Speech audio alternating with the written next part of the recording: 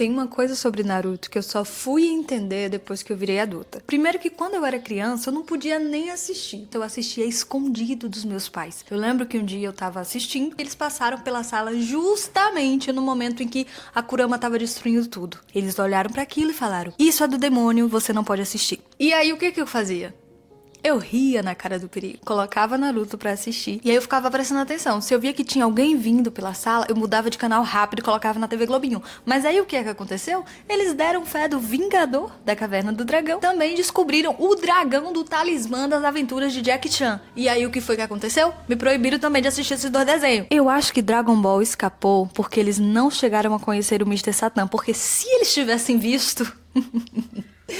eles teriam quebrado a TV. Enfim, o que eu quero dizer é que quando a gente é criança, a gente até entende a história, mas não tem uma compreensão tão profunda do que ela realmente quer dizer. Eu fui crescendo, durante alguns anos eu praticamente esqueci de Naruto. Comecei One Piece, inclusive, nem terminei. Mas um dia, conversando com um amigo meu sobre, eu pensei, vou assistir novamente, porque tinha muita coisa que não tava fazendo sentido. Muita coisa eu não lembrava. E aí, na minha fase ali de jovem, adulto, eu decidi reassistir. Eu me deparei com uma cena que, talvez se eu tivesse assistido quando criança, ela não teria tido tanto impacto. Essa cena acontece no arco da Ilha Tartaruga, que na minha opinião é o melhor arco de treinamento da série, porque é a partir desse treinamento que começa a desenvolver melhor a amizade entre Naruto e a Kurama. É a partir daqui que ele tem o primeiro encontro com a mãe dele. Tá praticamente no início da Grande Guerra Ninja. Acontece muita coisa emocionante nesse arco, mas eu quero falar da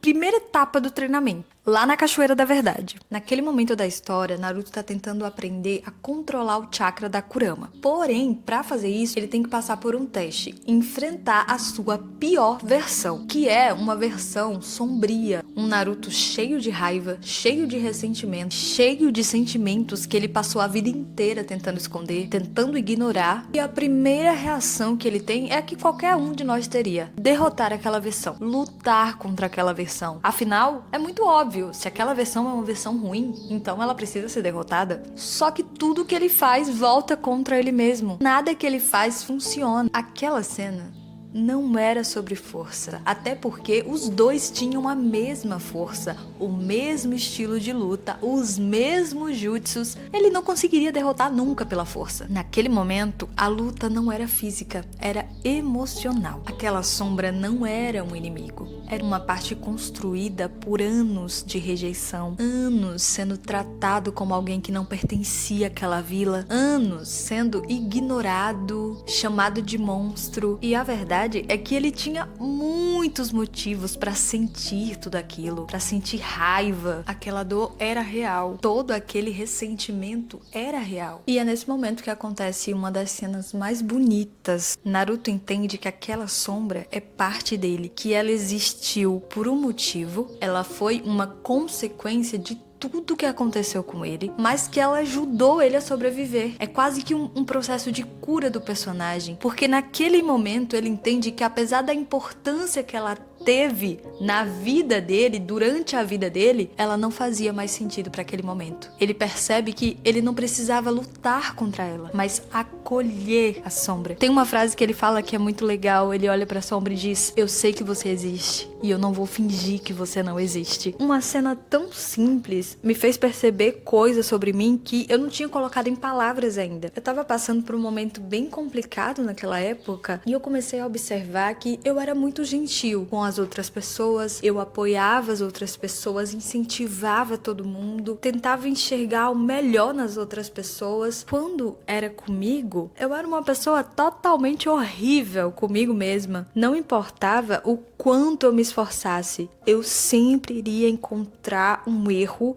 um defeito, uma forma de me cobrar mais. Nada que eu fazia era bom, nada que eu fazia ficava bom. Eu acho que ver um personagem abraçando a pior versão dele me fez perceber o quanto que eu era dura comigo mesmo. E eu parei pra refletir por que que eu era daquele jeito comigo mesmo. Por que que eu fiz de tão ruim pra eu me tratar daquela forma. Quando eu comecei a tentar entender o porquê eu me odiava tanto, eu consegui começar a fazer as pazes comigo mesma e me tratar com um pouquinho mais de gentileza. Toda essa simbologia de aceitar a sua pior versão, aceitar a sua sombra, me lembra um conceito muito famoso na psicologia, popularizado pelo Carl Jung, que é o conceito da sombra.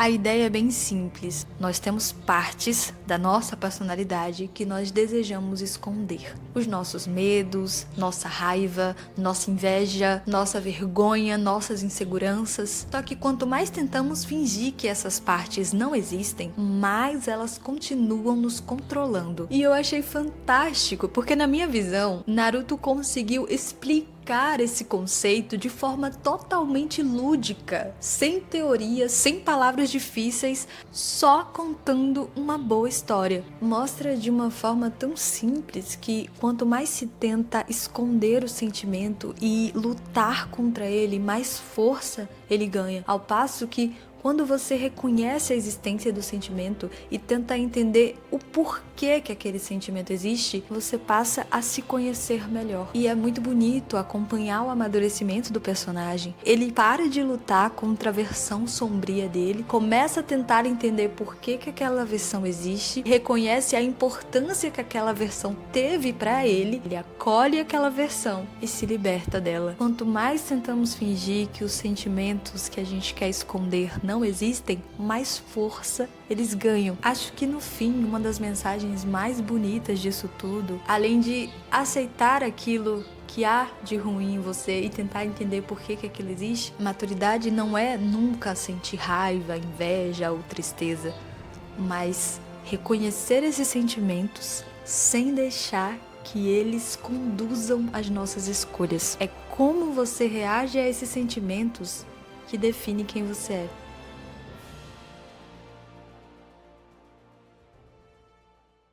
Beijinhos, até o próximo vídeo, que eu ainda não sei qual vai ser o tema. Aceito sugestões. Rapaz, que muriçoca do inferno!